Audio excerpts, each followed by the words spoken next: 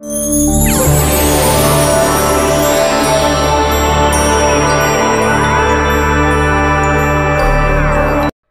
my dear students, welcome back and you are watching my YouTube channel DSF for English. This is Mr. Bhavesh sir and our आज के video में मैं आपको बताने वाला हूँ पार्ट्स ऑफ स्पीच के कंप्लीट पार्ट्स और उसके कुछ वर्ड्स। चूंकि आज डे ट्यूसडे है और आज का रूटीन के हिसाब से आज के डेट में हम बताते हैं वर्ड मीनिंग की प्रैक्टिस कराते हैं। और वर्ड मीनिंग की प्रैक्टिस हम किस वर्ड मीनिंग की प्रैक्टिस करेंगे तो देखिए आप डिफरेंट वर्ड्स को पढ़ते हैं, लेकिन वर्ड को जो रियल पढ़ने का जो तरीका है वो आज मैं इस वीडियो में आपको बताने वाला हूं कि रियल में वर्ड को पढ़ना कैसे वर्ड को कलेक्ट किया जाए ताकि हम आसानी से खुद भी सीख सकते हैं और दूसरों को भी सिखा सकते हैं। तो बने रहिए हमारे साथ इस वीडियो में अंत तक। अगर चले गए आप तो नो डाउट मुझे नहीं लगता है कि आगे आपको इस तरीके से कहीं पर प्लेटफॉर्म मिलेगा सीखने के लिए।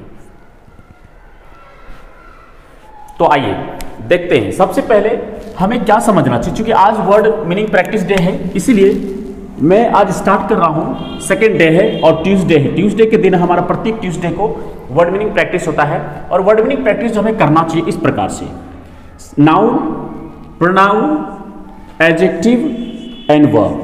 मैं इस चार ग्रुप को मैंने बांटा। हालांकि पार्ट्स ऑफ स्पीच के टोटल 8 पार्ट्स है। इस 4 पार्ट के जस्ट इसी वीडियो में आपको इसको कंप्लीट होने के बाद बाकी 4 पार्ट आपको मिल जाएंगे, जस्ट मिलेंगे इसी वीडियो में, इसलिए बने रहे, कहीं जाना नहीं है, जरा ध्यान से समझिए। तो नाउन में जो हम वर्ड पढ़े, सबसे पहली बात आप सभी ने पढ़ा भी है, इन naming word of person, place और थिंग्स को हम लोग क्या बोलते हैं? नाउन बोलते हैं। नेमिंग वर्ड यानी कि कोई भी नाम होता है जो किसी पर्सन का हो। पर्सन का मतलब क्या? आप सबों ने नाउन पढ़ रखा है, पहले से भी पढ़ रखा है, बस मैं वहां पर सिर्फ रिवीजन दे रहा हूं आपको कि बहुत सारे जितने भी पर्सन हैं, पर्सन बोले तो जो सजीव हैं, चाहे वह व्यक्ति हो, इंसान हो, एनिमल हो यानी जानवर हो, बर्ड्स हो यानी पक्षी हो, रेप्टाइल्स हो, चाहे वो एक्वेटिक एनिमल्स हो जैसे फिश वगैरह हो गया, क्रोकोडाइल्स हो गया, ये सारी चीजें हमारे लिए क्या है? नाउन है। क्या है? नाउन है। वो पर्सन के रूप में आएंगे। उसके बाद प्लेस की अगर बात करें, चाहे वो स्कूल हो, कॉलेज हो, प्लेग्राउंड हो, कंट्री हो, रिवर हो, ये सारी चीजें हमारे लिए क्या होंगे? प्लेस का नाम आएगा। ठीक है सर। और अगला थिंग्स का मतलब ही होता है चीज। चीज वो चीज जिसे हम देख सकते हैं और वो चीज जिसे हम महसूस कर सकते हैं और नहीं देख सकते। चूंकि उसके भी नाम होते हैं। तो कैसे कैसे नाम होते हैं जरा सा ध्यान दीजिए कि थिंग्स की बात मैं करूं, अगर करूं बैग, शर्ट, मार्कर, ये चीज है। फैन चीज है। हाँ, एक और चीज है जिसे टी, कॉफी, यानी जितने भी मटेरियल थिंग्स हैं वे सारी चीजें थिंग्स में चले आएंगे। और वो चीजें जिसको हम नहीं जानते हैं, जैसे जैसे जैसे ऑनेस्टी यानी ईमानदारी का कभी मैंने देखा है उसको? नहीं। साउंड यानी ध्वनि, कभी नहीं देखा किसी ने। लव सिर्फ महसूस किया। पॉलिसी सिर्फ हम अप्लाई करते हैं। इस तरीके के वर्ड हमारे लिए क्या होते हैं? ये भी नाउन होते हैं। तो ये इसका मतलब है कि the naming word of person, place और things, this is known as noun. तो हमें नाउन के इस कैटेगरीज को समझना चाहिए। जैसे देखिए, आप मेरे साथ जरूर बोलिएगा, ठीक है, और प्रैक्टिस कीजिएगा। Mohan, Hindustan, boy, pen, family, a group of students, class, water, tea, honesty, sound, love, policy. देखिए ये सारे वर्ड हैं। तो मैं आपको इसमें ये चीज नहीं कह रहा हूं ये कौन सा नाउन है, बस सिंपल सी बात इतनी जानना है, ये नाउन है। ये नाउन है क्योंकि इसकी कैटेगरी भी हम बताएंगे इसी चैनल पर। आपको सारा वीडियो इतने डिटेल में मिलेंगे कि आप सोच में पड़ जाएंगे कि इतना सारा डिटेल भी इसका होता है। हालांकि मैं नाउन पर एक वीडियो बना चुका हूं, डिस्क्रिप्शन में लिंक दिया हुआ है, आप चाहें तो वहां जाकर वीडियो देख सकते हैं। चलिए दूसरा, प्रोनाउन। प्रोनाउन का यूज क्या होता है कि at the place of repeated, जरा ध्यान दीजिएगा, रिपीटेड नाउन। जहां कहीं भी सेंटेंस में कभी आपको बगल में दिख रहा होगा ये सेंटेंस, इस सेंटेंस में गौर से देखिए कि जैसे लिखा हुआ है Ram is a good boy, Ram is honest, Ram is very poor. तो यहाँ 3 बार राम का नाम लिया गया है। ये 3 बार राम का नाम उचित नहीं है। इससे सेंटेंस की गरिमा समाप्त हो जाती है, यानी अच्छा नहीं लगता बिल्कुल सुनने में कि राम राम राम 3 बार एक ही व्यक्ति के जब बारे में बात कर रहे हैं तो सिर्फ फर्स्ट नाम को रखेंगे, उसके बाद उसके लिए यूज करते हैं ही। क्या यूज करते हैं? ही। इसीलिए कहते हैं कि रिपीटेड नाउन की जगह पर हम लोग क्या यूज करेंगे? जो वर्ड यूज करते हैं उसको बोलते हैं प्रोनाउन। ठीक है, तो जरा ध्यान दीजिए। जैसे मैं यानी I, we, you, he, she, it, they, this, all, anybody, neither, either. Mine, ours, yours, his, hers, its, theirs. My, our, your, his, her, it, their, that, any, somebody, none. ये सारे वर्ड हमारे लिए क्या है? Pronoun है। ध्यान से समझना। क्यों प्रोनाउन कहते हैं? कि इसका जो नाउन नहीं है, जिस वर्ड को बोलने के बाद में पता ही नहीं चले वो किसी का नाम नहीं है वो। जैसे मैं क्या बोलता हूँ? आए। भाई आप भी, आप जो आप वीडियो देख रहे हैं, आप भी खुद को क्या बोलते हैं? आए। तो क्या आई मेरा नाम है या फिर आपका नाम है? यानी प्रोनाउन एक ऐसा वर्ड होता है जो किसी का नाम नहीं होता है, बस हम उस वर्ड से सिर्फ उसको संबोधित करते हैं, सिर्फ उस वर्ड से संबोधित करते हैं, चाहे खुद को या सामने वाले को या उसको जो सामने नहीं है। इस बात को ध्यान रखें। और दूसरी एक और सबसे इंपॉर्टेंट पॉइंट मैं बता रहा हूं कि आई एंड वी हमारा फर्स्ट पर्सन और सामने वाला सेकंड पर्सन। बाकी जितना भी लिखा हुआ है, जरा ध्यान दीजिएगा इस जगह पर, जितना भी लिखा हुआ ये सारी चीजें, ये सारे के सारे जितने भी प्रोनाउन वर्ड लिखे हुए हैं, सब के सब थर्ड पर्सन में है, या तो सिंगुलर में या तो प्लूरल में, सब के सब थर्ड पर्सन है। गौर कीजिए, he, she, it, they, this, all, anybody, neither, either, none, somebody, any, that, his, her, it, their, ये सारे सब के सब प्रोनाउन वर्ड क्या है? थर्ड पर्सन में है। और दूसरी बात इसी में, हालांकि जितने भी नाउन आपने जो देखा, जो भी नाउन आप पढ़ते हैं, पर्सन, प्लेस और थिंग्स, ये सभी, ये नाउन भी हमारा थर्ड पर्सन में ही रहता है। इस बात को जरा सा नोट कर लीजिएगा कि जितने भी नाउन है वो थर्ड पर्सन में ही रहता है। चलिए अगला देखते हैं, एडजेक्टिव। एडजेक्टिव का मतलब क्या होता है? एडजेक्टिव क्या है? एक qualifying word for subject. Subject के रूप में होता कौन है? सब्जेक्ट के रूप में कभी नाउन भी आ जाता है, प्रोनाउन भी आ जाता है और एडजेक्टिव भी आ जाता है, वर्ब भी आ जाता है। वो सारी चीजें हम बताएंगे इसी वीडियो में, हम बताएंगे आपको। और जरा ध्यान से, एडजेक्टिव का मतलब एक क्वालिफाइंग वर्ड, मतलब जो सब्जेक्ट के बारे में कुछ क्वालिफाइड करता है। क्वालिफाइड मतलब उसके बारे में बतलाता है कि वो अच्छा है, खराब है, लंबा है, चौड़ा है, मोटा है, पतला है, दुबला है, ईमानदार है, बेईमान है, जैसा भी है, वो जो वर्ड जो सब्जेक्ट के लिए आपको बगल में सेंटेंस दिख रहा होगा। इसमें देखिए, राम इज ऑनेस्ट बॉय। तो राम कैसा लड़का है? ऑनेस्ट बॉय है। तो राम के बारे में बताया जा रहा है कि ऑनेस्ट है। अगला देखिए, Sita is a good girl. अब देखिए, इसमें सीता लिखा हुआ है, Sita is a good girl. तो इसका मतलब है कि सीता के बारे में क्या बताया जा रहा है? कि लड़की है लेकिन कैसी है? गुड गर्ल है। यही चीज इसीलिए मैंने बताया एक क्वालिफाइंग वर्ड होता है सब्जेक्ट के लिए, ठीक है।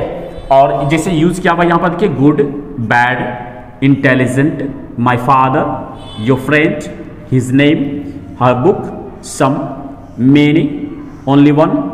और WH के साथ में कुछ नाउन वर्ड लिखा हुआ है। WH का मतलब जैसे विच, हुज, यहाँ लिखा हुआ है बुक, विच बुक मतलब किसकी किताब, हुज पेन यानी किसकी कलम, किसका कलम, विच बुक कौन सी किताब या किसकी किताब, ठीक है। इस चीज को जरा ध्यान दीजिएगा। विच बुक मीन्स कौन सी किताब, हुज पेन किसकी कलम। ये सारे वर्ड आपको समझ में रखना है, अपने माइंड में रखना है। और अभी मैं बोल रहा हूं, आप उसको कॉपी में नोट भी करते चले जाइए।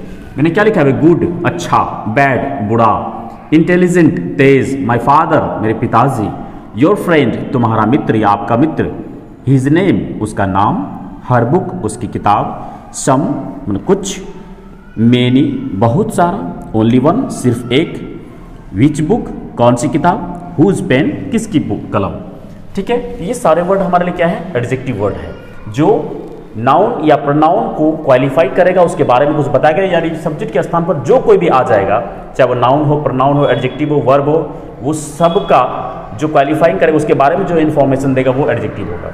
आइए आगे देखते हैं। अब अगला है वर्ब। वर्ब में मैंने यहाँ पर सिंपल से लिखा हुआ है, दो टाइप के वर्ब है, हेल्पिंग वर्ब और मेन वर्ब। इसको और भी डिटेल में हम पढ़ेंगे, लेकिन यहाँ शॉर्टली मैं बता रहा हूँ आज कि लिंकिंग वर्ब के रूप में अभी मैं यूज कर रहा हूँ इसको। हेल्पिंग वर्ब को लिंकिंग वर्ब के रूप में यूज कर रहा हूँ, जिसमें लिखा है मैंने इज, एम, आर, वाज, वर। ध्यान रखना है कि इज, एम, आर का इस्तेमाल प्रेजेंट के लिए होता है, वाज, वेयर के लिए इस्तेमाल पास्ट के लिए होता है, और बी के अंतर्गत जो फ्यूचर के लिए इस्तेमाल होता है शैल बी और विल बी। हालांकि ये is, am, are, was, were ये सब के सब जो है बी ग्रुप के ही हेल्पिंग वर्ब हैं, या इसको यूज हम लिंकिंग वर्ब के रूप में करेंगे, जो बिल्कुल कल के वीडियो में मैं आपको ये सारी चीज आपको देने वाला हूँ। उसके बाद मेन वर्ब में थोड़ा सा मैंने एक एग्जांपल से लिया हुआ है कि मेन वर्ब के 5 फॉर्म होते हैं, V1, V2, V3, V4, V5। V1 में जैसे गो का V2 होता है वेंट, V3 गॉन, V4 इसी गो में ing लग करके गोइंग, एंड V5 में ES और S और ES लग करके V5 बन जाता है। तो ये सारी चीजें आपको अपने घर पर खुद से भी आप कैटेगरी बना सकते हैं, और इस तरीके से अगर आप प्रिपेयर करते हैं तो नो डाउट आपको इंग्लिश सीखने से कोई नहीं रोक सकेगा। आइए सबसे पहले बाकी पार्ट्स को देखते हैं कि इसमें मैंने लिखा हुआ है एडवर्ब, प्रीपोजिशन, कंजंक्शन। अब एडवर्ब का मतलब क्या होता है? एडवर्ब याद रखना है कि ये कुछ ऐड करता है वर्ब के बारे में, या कभी कभी आप देखेंगे कि किसी नाउन के बारे में भी ये चीज कुछ ऐड होगा।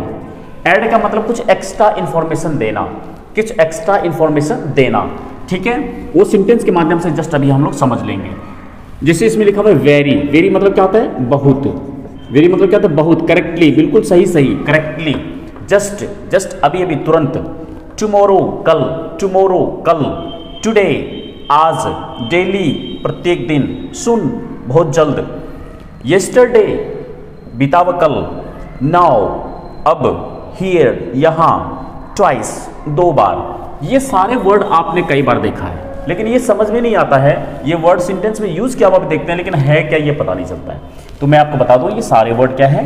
एडवर्ब है, और इसका यूज कैसे करेंगे वो भी सारी चीजें हम बताएंगे। आगे देखिए प्रीपोजिशन।